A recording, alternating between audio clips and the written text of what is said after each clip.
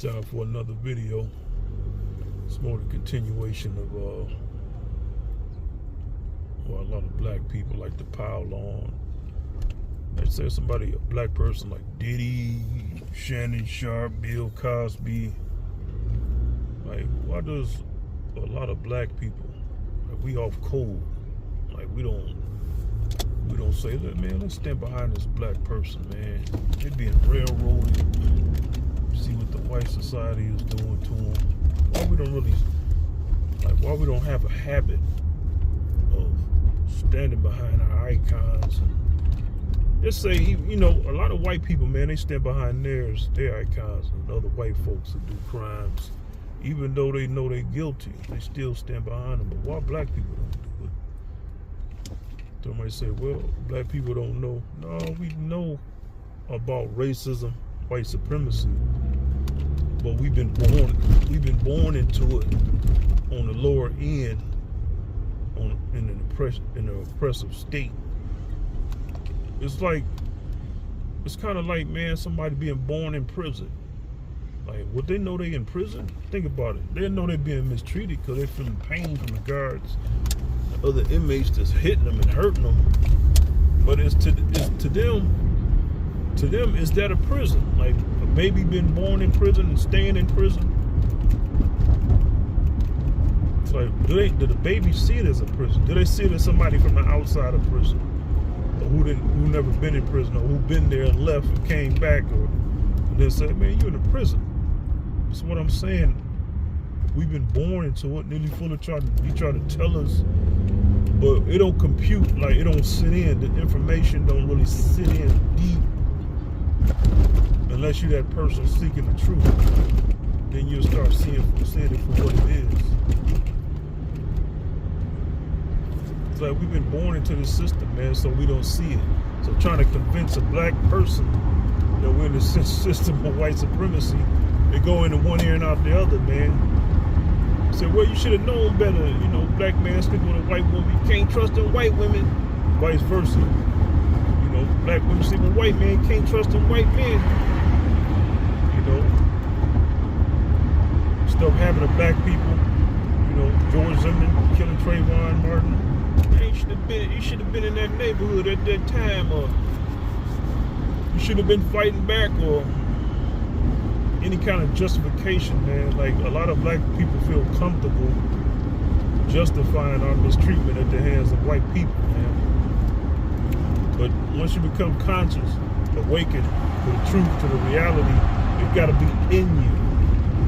People can't really tell you what it is unless you already have the seed of truth seeking in you. That's why when I heard Needy Fuller Jr., even though I had a seed of truth seeking in me, a lot of the stuff he was saying was difficult to really kind of understand. And some things, a very small percentage of what he says I reject. I reject the notion of not fighting back, because we're going to have to do that eventually. See, that's pretty much the only thing I reject. But we can't be so afraid not to fight back, because that's really what makes things change. There's no such thing as a peaceful protest. And I have a history with bullies when I was younger, in middle school, so I understand that you ain't gonna talk your way out of this one. White supremacists are bullies, the whole white race collective. So we like to say white supremacists, not all white people are white supremacists, but it's most of them. It's 99.99% of them. White babies and people who are mentally disabled, they can't be white supremacists because they can't practice it. They're not mentally coherent enough to practice it. You got to know what your colors are. You got to know how to identify a person's race, point them out and lie and say they did something to you. White babies can't do that. Somebody who's mentally disabled, who's white, they don't really have the comprehension to understand the depths of racism like that. So how they gonna play somebody and say he did something unless you coax them into something? You can coax a white child into being a racist. They're old enough to comprehend, whatever that age is. You know, that's most white people. Why most white people? because it's easy for them to be a racist. And their life will be hell if they don't participate in the system. Their lives will be in danger. So why not get the benefits and why risk your health and life by trying to fight against the grain? That's why most white people be the white supremacists, even though they don't believe they are or think they are. Like, you know, you can pretty much suspect them. Any adult, any teen, so they born into it too, so that's all they know. They don't see it as a problem. They see it as something they gotta maintain because that's what it is. You know, we see it as black people, we make jokes about it, stand-up comedy about it all the time. It's not really funny though, but we're so used to our oppression that we make humor out of it. That's what made us resilient. But at the same time, we always gotta resist it, man. We're trying to tell a black person about white supremacy. It's not gonna resonate unless they already seeking knowledge and truth. They would already have that seed in them to understand. That's why I have no mercy really towards black people who don't get it, man. Like these seeds I'm talking about, they don't come late. They don't come late. They don't come later in life. You're born with them, man. You would be a child. You would be that kid, man. Like you see some injustice, you would fight up, stand and fight for people. That's what used to get me bullied, man. I would see other kids being bullied, and I would stand up for them to my own detriment. They had back. They might be in the game. You know, it already got to be in you, man. Where you seeking the truth. You know, I found a guy like Tariq Nasheed. I was seeking the truth. You know, first I found Tommy Sotomayor stuff. You know, we talking some sense, black women, this and that. At the time I was seeing issues with it. But now I know that's just a segment of black women, you know. See, that's the thing. When you're around a certain segment of people, bad apples, you equate that to everybody. But the thing with white supremacy, though, man, most white people, a lot of them are nice because they're in charge. They don't have no reason to not be nice. Then some of them is mean, straight up blatant white supremacists. There's different levels to it. You know, but you'll find out what they're really about by how they vote, by how they think, when it comes to helping masses of black people. You know, oh, black people can't get reparations. That's how you know. But then why you give it to Native Americans? Why you give all these other groups, Asians, and all these people? Why you get them reparations? Why we can't get it? What's wrong with us getting it? So you gotta ask yourself that. What's wrong with us? Then you have other black people say, man, we get that, man. We just blow it on Jordans and all. That's the problem. That means you don't see it. Black people who talk like that about us, you know, if you're FBA talking like that, you don't see the problem, and you don't really care about the problem because you don't see it, because you've been born into the system of white supremacy. We all been born into it. Basically, the system of white supremacy is not no conspiracy, no shadowy organization, man. It's just how the government structure of the world is set up. Like all these we hear it said democracy. That's just another aspect of white supremacy. Democracy, voting for a president, all this stuff, all that is systemic white supremacy. It's the structure. Haven't y'all noticed, man? Like all over the world, how the structures is kind of like modeling the U.S. structure. How it models our structure. Congress, you know, you got all these Senate. Voting, you know, the monuments, the way the layout of the buildings are structured after Rome. That's the Romanesque model. White supremacy. It's just an upgraded version. That's what it is, man. It's not democracy or none of that. It's not the republic. It's white supremacy, man. What is white supremacy? It's just another layer, another Like you have people talking about classism.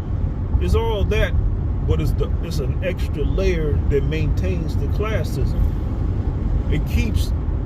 It's an intermediate level. It's like it's the primary glue that holds it all together. Racism.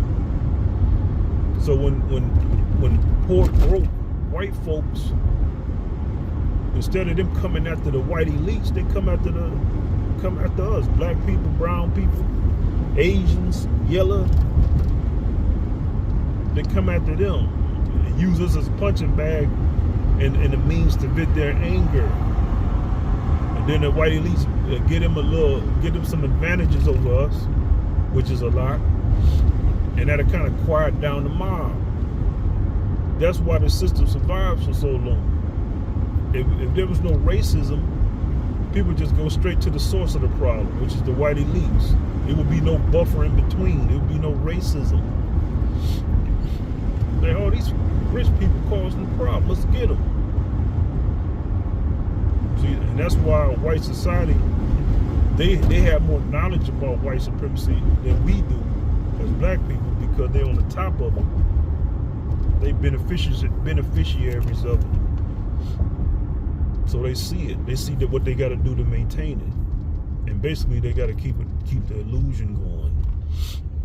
See, back in the day, they didn't have to do it because knowledge was kind of base, But now knowledge has increased, man. Black people are smarter, and we have a different mindset. Well, FBA in particular, we can build now. Like, we really don't need white people, man. Just give us the books, and we'll build from it and add to it. That's how we are, man. That's why they see that in us, FBA, and they do all they can to stifle our development, man. That's what they've been doing, keeping us at a low level and chipping away at our self-esteem by telling us we're the problem. That's abuse, man. That's mental abuse. All of white society does this. They mentally abuse us. Notice, if you really notice, the white people collectively, they don't really congratulate, they don't really big up black people about anything. Not really, unless it's entertainment, something that entertains them. They don't really compliment black people on, oh, you a good business person, or oh, congratulations, you pretty smart, man. They don't really say you helped me out. They don't be in the public media talking about how such and such black person helped them out. If it wasn't for you, you don't really hear them stories. And if you do, it's just so rare. I'm just saying, man, everybody's chipping away at our self-esteem. You got even other black people, we call them tellers, non-FBA, who chip away at our self-esteem, man. They tell us we nothing, we ain't gonna be shit. Then we tell them, okay, we ain't gonna be shit. Then we ain't gonna have y'all around us. We ain't gonna be around y'all. Y'all should be happy with that, right? No, y'all divided. Y'all divisive. That kind of contradictory stuff. You gonna tell the people that we're bad people, and we said, okay, so if we bad, we don't want to be around you. Then we'll see y'all as bad. Then they tell us we divisive, man. That's a mind game. That's brain. That's people trying to lower our self-esteem, man. Everybody keeps attacking us, man, because they need us in the system. You got black people who understand that white supremacy just enough that they know they need it. See, they don't care about eliminating it. They just want to survive in it. And that's the difference between FBA and other black people of the diaspora. We want to end it. They want to survive in it and thrive in it. See. But yeah, man, trying to tell black people about white supremacy, man, they already had a seed in them. They gotta have a seed in them to understand. If they don't get it by now, they some adults, they grown. Like, why these people don't get it? Those are the people that they talk about in the Bible, man. When Jesus, that's exactly who Jesus is talking about. If you want to look at Jesus as a white man, And my father didn't send you to me. You can't come. To be continued.